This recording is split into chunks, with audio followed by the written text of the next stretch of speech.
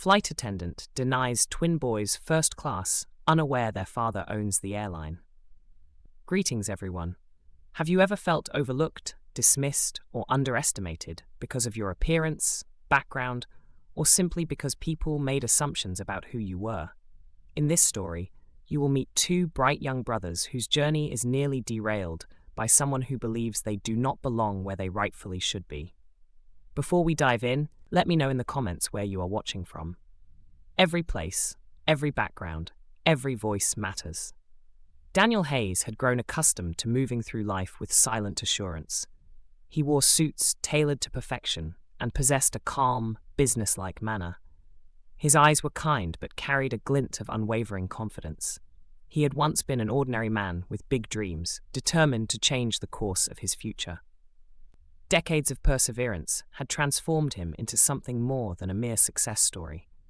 He became a titan in the aviation world, quietly overseeing an airline he had helped build from the ground up. Unlike many industry moguls who flaunted their status, Daniel had chosen to stay discreet about his position. So when he traveled with his sons, Lucas and Liam, he preferred to do so with as little fanfare as possible. Lucas and Liam were twins, nearly indistinguishable to the casual observer, yet individually unique in every way that mattered.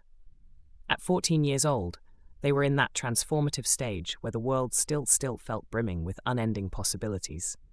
They were bright, curious, and full of the restless energy of youth. Lucas, the older twin by 6 minutes, had a knack for engineering and loved to dismantle and rebuild gadgets just to see how they worked. Liam, by contrast, was a natural storyteller, drawn to writing, film, and anything that allowed him to weave intricate tales. They were flying to Tokyo, a trip that had been planned for months and eagerly anticipated by the entire family. Daniel had suggested it as part of a broader educational experience. He wanted his sons to see the technology, the ancient temples, and the vibrant culture where tradition met innovation. He had always believed in the power of travel to expand young minds, to help them step beyond their comfort zones and engage with perspectives different from their own. Their mother, Sophia, fully supported the plan, though she had commitments back home that prevented her from joining them. She trusted Daniel's judgment and loved to see her sons' excitement about broadening their worldview. On the day of departure, Daniel arrived at the airport with the boys in tow. He had booked 3 first-class tickets, yet in typical Daniel fashion, he had done so quietly, simply purchasing them through the usual channels without making a show of who he was. Sometimes staff recognized him, sometimes they did not. Daniel never went out of his way to clarify the matter. He preferred anonymity, enjoying the chance to witness genuine human behavior unclouded by the knowledge of his power or status. At times, that meant he blended in as any regular passenger might, waiting in lines, occupying standard lounges, and observing every aspect of the airline service. On this particular day, fate placed them in the path of Olivia Carter. Olivia was a seasoned flight attendant who had served in the airline industry for nearly 2 decades. She prided herself on professionalism and maintaining the prestige of first class. However, she also possessed a tendency to judge people by appearances. She was vigilant in her duties, some would say to the point of rigidness, especially when it came to who she deemed acceptable for first-class accommodations. Olivia enjoyed the authority her job gave her.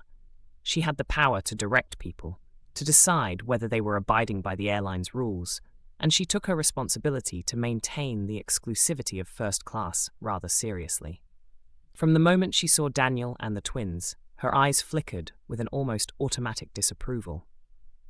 The boys wore casual hoodies, sneakers, and carried backpacks covered with playful designs. Daniel's attire was understated, an expensive but unbranded coat, a comfortable pair of jeans, and well-worn sneakers that had accompanied him on many long flights. They did not fit Olivia's conception of the typical first-class travelers. She was accustomed to a certain style, an appearance of formality, or so she believed. As the family approached the boarding gate, Olivia stood at her post, greeting passengers with a polite smile that did not quite reach her eyes. When Daniel handed her their boarding passes, Olivia's brow furrowed. She scanned the tickets, then took a moment to glance up at the family. There was a flicker of something in her gaze, an unspoken question. She looked at the twins, who were practically bouncing with excitement. Then she peered over Daniel's shoulder, as if expecting someone more suitably glamorous or businesslike. "Step forward, sir. These are first-class tickets," Olivia said, her tone laced with a polite hint of doubt. "Are you sure you're in the right line?" Daniel offered a mild smile. He had seen this scenario play out before. It never grew any more pleasant, but he had learned to handle it with composure. "Yes," he replied calmly. "This is the correct line. Thank you." Olivia seemed to hesitate. "All right, sir. Proceed. Welcome aboard." Daniel and the twins made their way onto the aircraft, relieved to settle in. They found their seats in the spacious first-class cabin, with large, plush chairs arranged in a layout that allowed them privacy and comfort.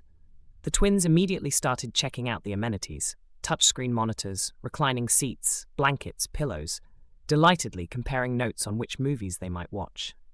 Daniel found himself quietly smiling at his son's unfiltered joy. He loved to see them wide-eyed and inspired. But Olivia was not done. As the flow of passengers continued, she kept looking toward Daniel and the twins with a furrowed brow, as though suspecting that their mere presence was a threat to the sanctity of the first-class cabin. The sight of the boys rummaging in their backpacks, pulling out snacks, and discussing their trip with excited voices seemed out of place to her. Over the years, she had become accustomed to polished business people, older couples who traveled with dignified reserve, or celebrities who wore sunglasses and kept to themselves. The free-spirited excitement of Lucas and Liam unsettled her. Once the rest of the first-class passengers had boarded, Olivia took a moment to approach the family. "Sir," she began, addressing Daniel with a courteous voice but an undercurrent of tension, "may I see your tickets again, please?" Daniel looked at her, calm and composed. "Certainly," he said. He handed over the same boarding passes. "Is there something amiss?" She studied them closely, turning the paper over as if looking for signs of tampering. "Just verifying," she replied. "We have to be sure everything is in order." She handed them back with a tight-lipped smile. "It appears fine." Daniel thanked her and tried to focus on relaxing, but he caught the shift in the twins' demeanor. They had noticed Olivia's skeptical tone. Lucas's eyes narrowed with the first flicker of annoyance. Liam cast a worried glance at his brother, then looked at Daniel questioningly. "Dad, is everything all right?" Lucas asked in a hushed voice. Daniel offered a gentle nod. "Everything's fine," he whispered back. "She just wants to do her job correctly. Let's not worry too much about it. Focus on enjoying the flight." Yet Olivia lingered at the front of the cabin, her gaze flicking back toward them more than once. It was clear she wasn't satisfied. The tension in the air thickened with each passing moment. The other passengers settled into their plush seats, unaware of the quiet storm brewing between the attendant and the family. Not long after, Olivia returned, this time with a supervisor in tow. Daniel inhaled slowly, bracing himself. "Sir, we just need to verify one last time," the supervisor said, though his voice carried a weight of reluctance. It was clear he had been pulled into this reluctantly. Daniel sighed and held out the tickets once more, his patience wearing thin. "I'm more than happy to comply," he said, his voice calm but steely. "However, I do wonder if this level of scrutiny is standard procedure for all passengers, or just for my family." The question hung in the air like an unsheathed blade. Passengers nearby had begun to take notice, some shifting in their seats. Olivia stiffened, but the supervisor hesitated, the weight of Daniel's words clearly sinking in. "Sir, we assure you, it is nothing personal," the supervisor started. Daniel cut him off smoothly, his voice now carrying an unmistakable authority. "Nothing personal, yet we have been questioned twice, while others in this cabin boarded without a second glance. Tell me, is it our clothes, our demeanor, or something else?" Lucas and Liam sat up straighter, eyes locked onto their father. Their youthful faces, once filled with anticipation for the flight, now mirrored an unsettling mix of anger and confusion. The supervisor cleared his throat, casting a sharp look at Olivia, who shifted uncomfortably. "I see no issue with their tickets," he said curtly, handing them back. "Please enjoy your flight, Mr. Carter." Daniel inclined his head. "We intend to." As Olivia and the supervisor walked away, an older gentleman seated nearby murmured, "Disgraceful behavior." Not all passengers get such treatment, do they? Daniel turned to his sons and gave them a reassuring nod, but the damage had already been done. Lucas clenched his fists, staring ahead in silence, while Liam fidgeted, his mind racing with questions. For the rest of the flight, Olivia avoided their row, her movements stiff and perfunctory. But Daniel knew this wasn't over. He had seen too much of the world to let such an incident slide. The moment they landed, he filed a formal complaint with the airline, detailing every moment of undue scrutiny. The ripple effects were swift. An internal investigation was launched, revealing a pattern of implicit bias in the boarding process. Olivia was placed on probation, and mandatory diversity training was implemented across the airline. An official apology arrived in Daniel's inbox, but he barely glanced at it. He had already moved on to a greater lesson, one he would pass down to his sons. That night, as the twins lay in their hotel beds, Lucas broke the silence. "Dad, did she treat us that way because of how we looked?" His voice was small, but his eyes held a sharpness beyond his years. Daniel sat on the edge of his bed, resting a hand on his son's shoulder. "People will make assumptions, Lucas," he said.